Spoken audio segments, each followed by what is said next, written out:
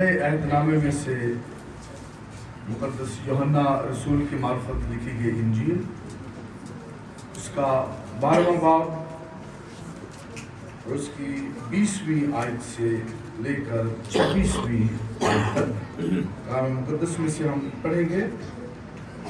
مقدس یوحنا رسول کی معرفت لکھی گئی انجیل، اس کا 12واں باب اور اس کی 20ویں آیت سے لے کر 26ویں آیت تک۔ کلام مقدس میں اس طرح سے لکھا ہے، غور سے سنیے۔ جو لوگ عید میں پرستش کرنے آئے تھے ان میں بعض یونانی تھے، پس انہوں نے فلپس کے پاس جو بیت سیدہ گلیل کا تھا آ کر اس سے درخواست کی کہ جناب ہم یسوع کو دیکھنا چاہتے ہیں۔ فلپس نے آ کر اندریاس سے کہا، پھر اندریاس اور فلپس نے آ کر یسوع کو خبر دی۔ یسوع نے جواب میں ان سے کہا، وہ وقت آ گیا کہ ابن آدم جلال پائے۔ میں تم سے سچ کہتا ہوں کہ جب تک گیہوں کا دانہ زمین میں گر کر مر نہیں جاتا اکیلا رہتا ہے، لیکن جب مر جاتا ہے تو بہت سا پھل لاتا ہے۔ جو اپنی جان کو عزیز رکھتا ہے وہ اسے کھو دیتا ہے، اور جو دنیا میں اپنی جان سے عداوت رکھتا ہے وہ اسے ہمیشہ کی زندگی کے لیے محفوظ رکھے گا۔ اگر کوئی شخص میری خدمت کرے تو میرے پیچھے ہو لے، اور جہاں میں ہوں وہاں میرا خادم بھی ہوگا۔ اگر کوئی میری خدمت کرے تو باپ اس کی عزت کرے گا۔ کلام مقدس کے پڑھے اور سنے جانے پر اس کی برکت ہو، آمین۔ مٹا دے اپنی ہستی کو، کر کچھ مرتبہ چاہیے۔ مٹا دے اپنی ہستی کو، کر کچھ مرتبہ چاہیے، کہ دانہ خاک میں مل کر گل و گلزار ہوتا ہے۔ جو بیج ہے، جو سیڈ ہے، خدا نے اس کے اندر ایک خاص قسم کی قدرت رکھی ہے۔ بیج کے اندر خدا نے ایک خاص قسم کی قوت رکھی ہے۔ بیج کے اندر خدا نے ایک خاص قسم کی صلاحیت رکھی ہے، قوت رکھی ہے، طاقت رکھی ہے۔ That seed has a power of multiplication۔ جو بیج ہے اس کے اندر بڑھنے کی، گرو کرنے کی قوت اور طاقت اور صلاحیت پائی جاتی ہے۔ کوئی بیج بھی سڑک کے کنارے، کوئی بیج بھی چھت کے اوپر، کوئی بیج بھی دھوپ میں رکھنے سے وہ کبھی نہیں بڑھتا۔ بیج کو زمین کے اندر جانا پڑتا ہے، بیج کو زمین کے اندر دفن ہونا پڑتا ہے، بیج کو زمین کے اندر رہنا پڑتا ہے، مرنا پڑتا ہے، گلنا پڑتا ہے، سڑنا پڑتا ہے، تب اس کے اندر سے وہ قوت، وہ طاقت، وہ زمین کا سینہ چیر کر پھاڑ کر وہ باہر نکلتا ہے۔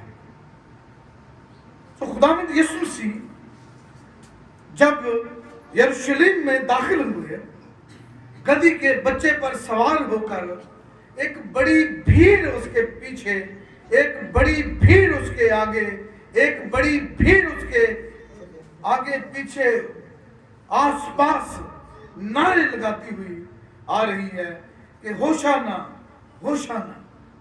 ہوشانا کا مطلب کیا ہے؟ کہ ابھی نجات دے، اسی وقت آزاد کر، اسی وقت رہائی دے۔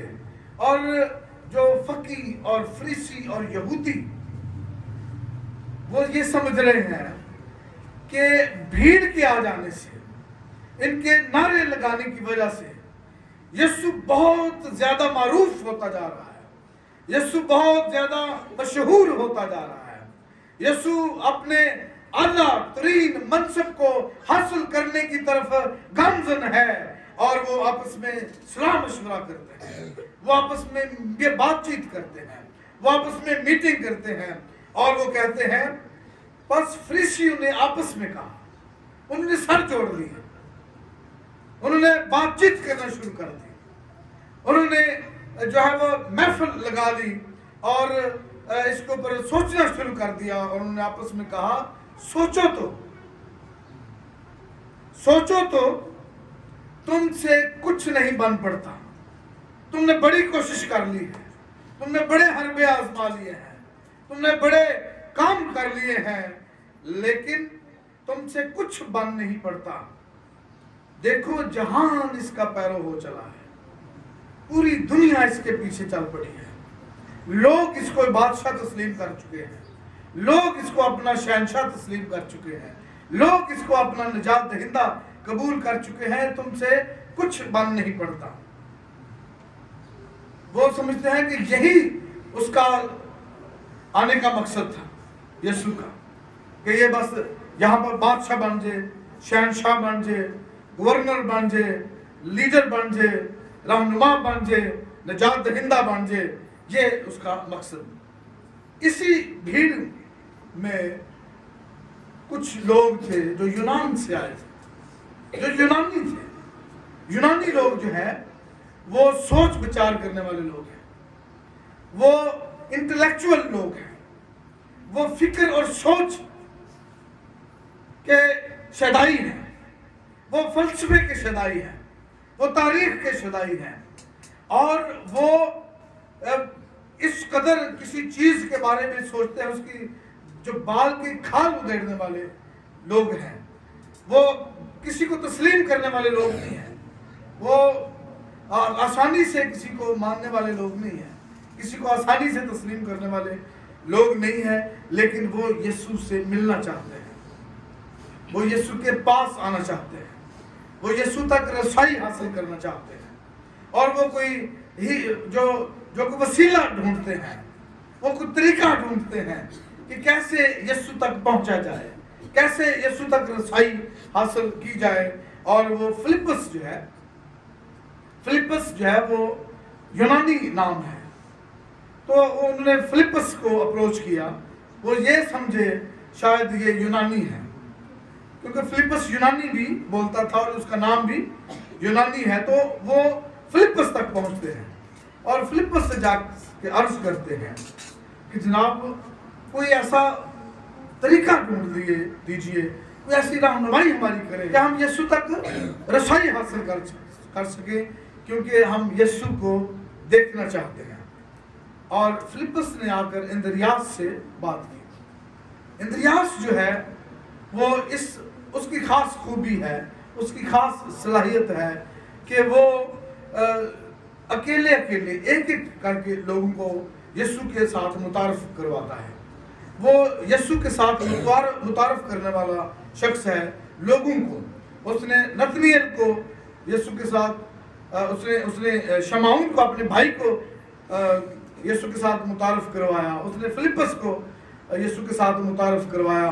फिलिप्पस ने नतनिएल को इंद्रियास के जरिए से यीशु के साथ मुतारफ करवाया। और इस बार यूनानी लोग आए हैं और वो फिर इंद्रियास के पास उनको लेकर आता है और फिर ये दोनों यीशु के पास उनको लेकर जाते हैं और वो यीशु की तारीफों के पुल बांधते होंगे, वो यीशु के मौजूदात का जिक्र कर रहे होंगे, वो यीशु के अंदाज़े बयान का जिक्र कर रहे होंगे, वो यीशु के जो प्रीच करने का अंदाज है, तालीम देने का अंदाज है, सवालात का जवाब देने का अंदाज है, जो कि यूनानियों के बहुत करीब है, वो उसकी तारीफ ताज़ीम जो है वो कर रहे होंगे।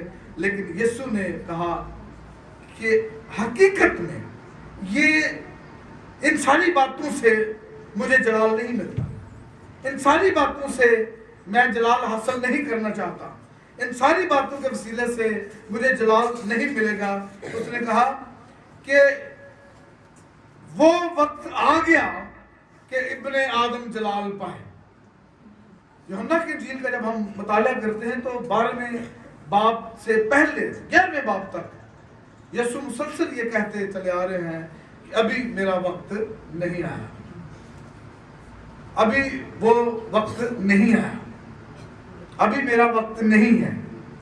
लेकिन 12वें बाब से यीशु ने कहना शुरू किया है कि मेरा वक्त आ गया है, और उसने कहा कि मेरे जलाल पाने का वक्त आ गया है। और जलाल कैसे पाऊंगा मैं जलाल कैसे हासिल करूंगा, मुझे जलाल कैसे मिलेगा? तो विलियम बार्कले जो है वो कहता है कि किसी शख्स की जिंदगी में 2 ही बड़े दिन होते हैं। एक वो दिन जिस दिन वो पैदा होता है, और एक वो दिन जिस दिन वो अपनी जिंदगी के मकसद को समझ आता है कि मेरा इस दुनिया में आने का मकसद क्या था। तो यीशु के लिए ये जो बहुत बड़ा दिन था कि यीशु उनको अपनी जिंदगी में के मकसद के बारे में उनको बता रहे हैं कि मेरा यहाँ आने का मकसद क्या है। और उसने कहा कि मैं तुमसे सच कहता हूँ कि जब तक गेहूं का दाना जमीन में गिरकर मर नहीं जाता, अकेला रहता है, लेकिन जब मर जाता है तो बहुत सा फल लाता है। तो जिंदगी में लोग समझते हैं कि अगर हम ये कर लें, अगर हम ये हासिल कर लें, अगर हमें वो चीज़ मिल जाए, अगर हम तालीम हासिल कर लें, अगर हम दौलत इकट्ठी कर लें, अगर हमें जॉब अच्छी मिल जाए, तो शायद हम कामयाब हो जाए, we will be successful people।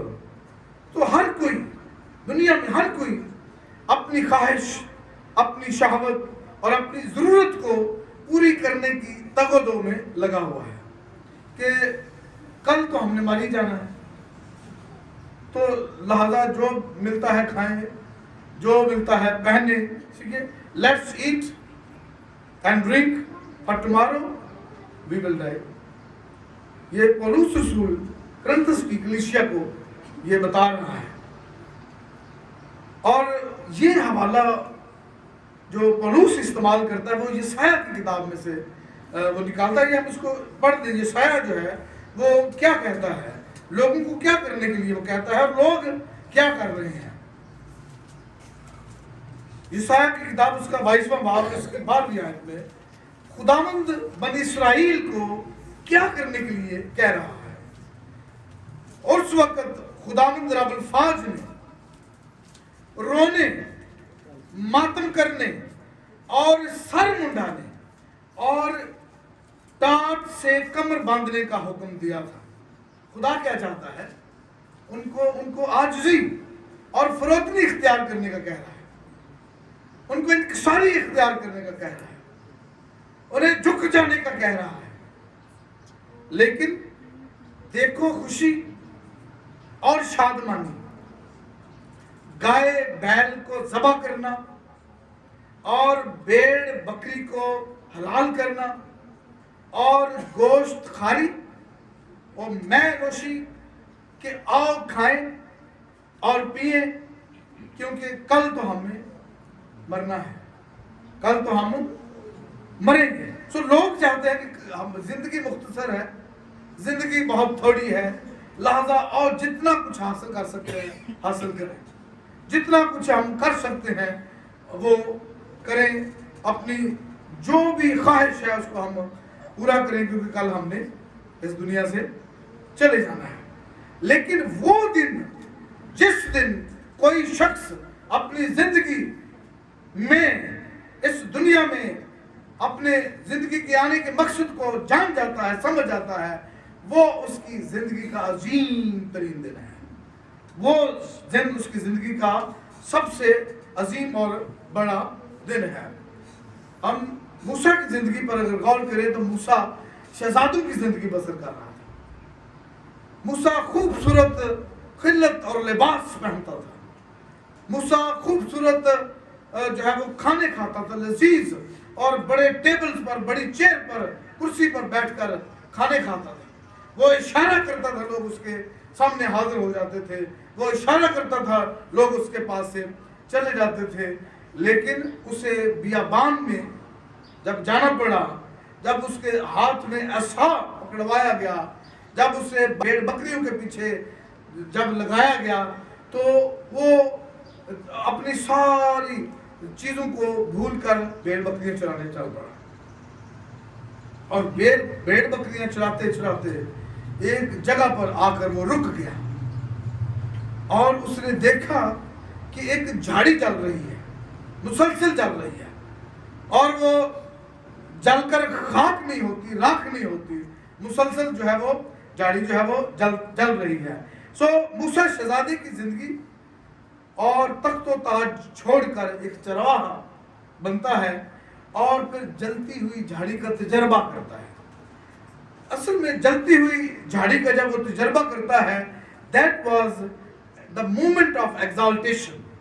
اصل میں یہی اس کے عظیم اور بڑے لیڈر ہونے کا انکشاف وہاں پر ہوتا ہے کہ خدا اس کو اس کی زندگی کا مقصد بتاتا ہے. اس نے کہا کہ تم مصر میں جا، مصر میں جا کر اپنے لوگوں کو آزاد کر. میں نے ان کی تکلیف دیکھی ہے، میں نے ان کا درد سنا ہے، میں نے ان کا رونا اور چلانا دیکھا ہے. تو ان کی آزاد ہونے میں ان کی رہنمائی کر. تو اسے آج یہ اس کی زندگی کا سب سے بڑا اور عظیم دن ہے کہ آج اسے اپنی زندگی کا مقصد ملا ہے، اور اب آج وہ ایگزالٹ ہوا ہے.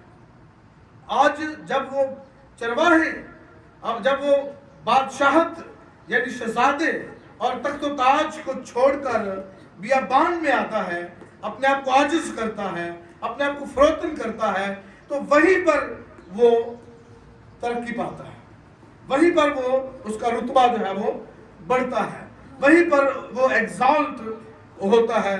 جب ہم یوسف کی زندگی پر غور کرتے ہیں تو اس کو جب اندھے کنویں میں پھینکا گیا، اندھا کنواں کیا ہوتا ہے؟ وہ کنواں جو پانی دینا بند کر، یا جس کو کسی بھی طرح سے بند کر دیا جائے اور اس کے اندر ہمیں پتہ نہیں ہوتا. اندھا اس لیے کہتے ہیں کہ اس کی گہرائی کا نہیں پتہ ہوتا، اس کے اندر گھاس پھوس جو ہے وہ اگ چکا ہے، اس کے اندر سانپ بھی ہو سکتے ہیں، اس کے اندر اور بھی جو ہے وہ زہریلے کیڑے مکوڑے ہو سکتے ہیں. جہاں پر اس کو پھینک دیا گیا ہے، اس کو گہرے میں پھینکا ہے، اندھے کنویں میں اس کو گہرے میں پھینکا ہے. لیکن جب اس کو وہاں سے نکال کر مصر میں بیچ دیا جاتا ہے، اور مصر میں پوتیفر کے گھر میں لکھا ہے کہ خدا اس کے ساتھ تھا. اس کا مطلب یہ ہے کہ پوتیفر کے گھر کے اندر خدا نے اس کو اپنی زندگی کا مقصد بتایا کہ تیری زندگی کا مقصد کیا ہے، تو کیوں یہاں پر موجود ہے، تو یہاں پر کیوں لایا گیا ہے، تجھے یہاں پر کیوں غلام کی حیثیت سے بیچا گیا ہے. اور that was the moment of exaltation for him. یہی اس کی ترقی اور اس کی بڑھوتری اور اس کی گروتھ اور اس کے بڑھنے کا دن تھا، کیونکہ آج اسے اس کی زندگی کا مقصد ملا ہے، اس نے جانا ہے. یسوع نے کہا کہ جب تک گیہوں کا دانہ مر نہیں جاتا اکیلا رہتا ہے، لیکن جب مر جاتا ہے تو بہت سا پھل لاتا ہے. نیلسن منڈیلا جب وہ آزادی کی فریڈم فائٹر کے طور پر اپنے ملک میں جو ہے وہ کوشش کر رہا تھا، لڑائی لڑ رہا تھا، اور اسی دوران اس کو جیل میں ڈال دیا گیا. 27 برس تک وہ جیل میں رہا. چھوٹی جو مدت نہیں ہے، تھوڑی مدت نہیں ہے، 27 برس تک وہ جیل میں رہا. گیہوں کے دانے کی طرح زمین میں دب گیا، گیہوں کے دانے کی طرح زمین میں دفن ہو گیا، گیہوں کے دانے کی طرح زمین کے اندر چلا گیا 27 برس تک. لیکن خدا نے اس کو ایگزالٹ کیا، اور جب وہ نکلا تو بہت سا پھل لایا، اپنے ملک کو آزاد کیا. ساؤتھ افریقہ کا پہلا نیٹو مقامی صدر جو ہے وہ بنا، اور اس کے بارے میں کہا جاتا ہے کہ نیلسن منڈیلا 20ویں صدی کا سب سے بڑا لیڈر ہے. 20वीं सदी में नेल्सन मंडेला से बड़ा लीडर जो है वो कोई नहीं आया, क्योंकि उसने अपने आप को गेहूं के दाने की तरह जमीन में दफन किया, और जब वो बाहर निकला तो बहुत सा फल लाया, बहुत सा फल लाया। हम क्या कहते हैं, हम क्या करते हैं? हम कहते हैं कि जो कुछ हो मेरी जात के लिए हो, मेरे लिए हो। खुदावंद यीशु के पास एक दौलतमंद शख्स आया, तो उसने कहा कि कैसे खुदावंद की बादशाही में मैं दाखिल हो सकता हूँ? उसने कहा तू शरीयत को तो जानता है, हुक्मों को तो जानता है, चोरी ना कर, जिना ना कर, झूठी गवाही ना दे, माँ बाप की इज्जत कर, ये सारे जो हुक्म है इनको तू जानता है। तो उसने कहा ये तो जनाब मैं बचपन से करता चला आ रहा हूं, ये तो मैं शुरू दिन से जब से मैंने आंख खोली है मैं ये करता चला जा रहा हूं। तो यीशु ने कहा ये जो कुछ तू करता चला आ रहा है बहुत अच्छी बात है, लेकिन ये तू अपनी जात के लिए करता चला आ रहा है। कभी तूने गली में बाहर जाकर देखा है, कभी तूने सड़क के किनारे जाकर देखा है, कभी किसी बस्ती में जाकर देखा है कि कैसे कैसे लोग जो हैं वो वहाँ पर रहते हैं, जिनको मदद की ज़रूरत है, जिनकी ज़रूरतों को पूरा करना बड़ा ज़रूरी है। तो ऐसा कर कि जा अपना माल गरीबों में बांट दे, बेच दे अपना माल और मेरे पीछे हो ले। क्या कर? अपना माल गरीबों में बांट कर मेरे पीछे हो ले। तो यीशु ने उसने क्या कहा? क्या वो यीशु के पीछे हो लिया? वो परेशान और बड़ा अफसरदा होकर वापस चला गया, क्योंकि खुदावंद ने कहा कि अगर कोई शख्स मेरी खिदमत करे तो मेरे पीछे हो ले। अगर यीशु की खिदमत क्या है कि अगर उसके पैदा किए हुए लोगों से हम रूपोशी करें तो ये उसकी खिदमत नहीं है, लेकिन अगर हम उनकी मदद के लिए आगे बढ़े तो ये यीशु की खिदमत करना है, ये उसके पीछे होना है। तो वो शख्स जो है वो चला गया। एक और शख्स है जो यानी वो कह रहा है कि मैं हफ्ते में 2 बार रोजे रखता हूं, मैं अपनी सारी आमदनी पर दाये की देता हूं। तो वो ये किसके लिए कर रहा है? ये खुदा के लिए कर रहा है, यीशु के लिए कर रहा है, ये वो अपनी जात के लिए कर रहा है। और वो लोगों को बता रहा है। दो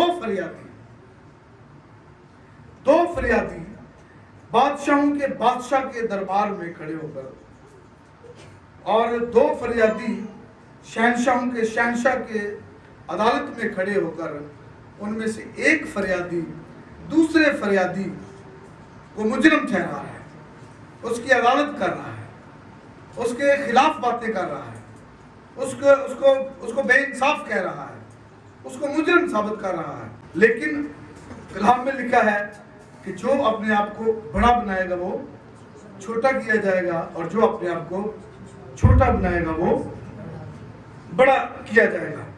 सो एजाज जो है, खराजे तहसीन जो है, रिवार्ड जो है, वो फरोतन होने में है, वो आजिज होने में है, वो इंकसार होने में है, वो गेहूं के दाने की मानद बनने में है, वो जमीन में दफन होने में है, वो जमीन के अंदर दब जाने में है।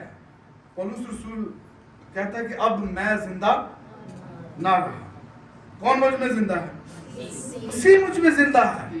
जब मैं मर गया तो मसीह मुझ में जिंदा है, और वही मुर्दा हूँ शरीयत के एतबार से, और मैं मसीह के एतबार से जिंदा हूँ। तो मैं बहुत सा फल लाने के लिए तैयार हूँ, बहुत सा फल लाने के लिए मैं तैयार हूँ। यानी जिस्म के एतबार से जब मरते हैं तो हम मसीह के एतबार से जिंदा होते हैं। ठीक है? जब हम when we crucify ourselves, when we crucify our flesh, जब हम जिस्मानी तौर पर मसलूब होते हैं तो फिर नई पैदाइश के तजर्बे के साथ हम जिंदा होते हैं। We live again। और फिर हम बहुत सा फल लाते हैं। कैसे हम फल लाते हैं? फ्रूट ऑफ स्पिरिट्स, रूह के फल। اور روحیں جیتنے کے وسیلہ سے دوسری جو لوگ ہیں جو مسیح سے دور ہیں، جو خدا سے دور ہیں، جو گناہ کی حالت میں زندگی بسر کر رہے ہیں، ان کو یسوع کے پاس لے کر آنا پھلدار ہونا ہے۔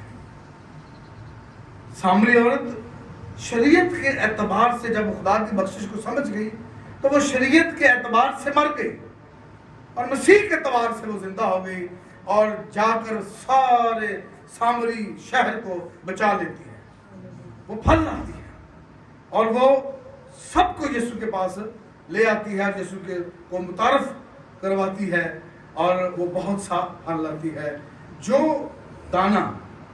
جو شخص گیہوں کے دانے کی طرح اپنے آپ کو زمین میں نہیں رکھتا، زمین میں دفن نہیں ہونے دیتا، زمین میں نہیں ٹھہرتا، وہ کبھی بھی پھل نہیں لاتا۔ ہماری زندگیاں اگر بے پھل ہیں تو سوچنے کی ضرورت ہے، کیا ہم گیہوں کے دانے کی طرح دفن ہوئے ہیں؟ اگر ہم گیہوں کے دانے کی طرح زمین میں نہیں گئے تو ہم کبھی پھل نہیں لا سکتے۔ اگر ہم اپنی خواہشوں کے پیچھے بھاگ رہے ہیں، اگر ہم اپنی ضروریات کو پورا کرنے کے لیے بھاگ رہے ہیں، اگر ہم شہوت کے پیچھے بھاگ رہے ہیں، اگر ہم دنیا میں عزت اور تعظیم حاصل کرنے کے لیے بھاگ رہے ہیں تو ہم گیہوں کی مانند نہیں ہیں، ہم اپنا وقت ضائع کر رہے ہیں۔ تھوڑی دیر کے لیے ہم انجوائے ضرور کریں گے، تھوڑی دیر کے لیے ہم زندگی سے لطف اندوز ضرور ہوں گے، لیکن ہم پھلدار نہیں ہوں گے، اور جو پھلدار نہیں ہے وہ خدا کے حضور میں قابل قبول نہیں ہے، کیونکہ خدا نے آپ کو اس دنیا میں، اس کائنات میں، اس کرۂ ارض پر، اس پلانٹ پر پھلدار ہونے کے لیے رکھا ہے، پیدا کیا ہے۔ اگر آپ پھلدار نہیں ہیں تو آپ کو سوچنے کی ضرورت ہے، دین آپ کو نیچے آنے کی ضرورت ہے، آپ کو کچھ چھوڑنے کی ضرورت ہے، آپ کو چیزوں کو ترک کرنے کی ضرورت ہے، کچھ چیزوں کو بلائے طاق رکھنے کی ضرورت ہے تاکہ آپ پھلدار ہو سکیں۔ خدا آپ کو اس کلام کے وسیلہ سے برکت دے۔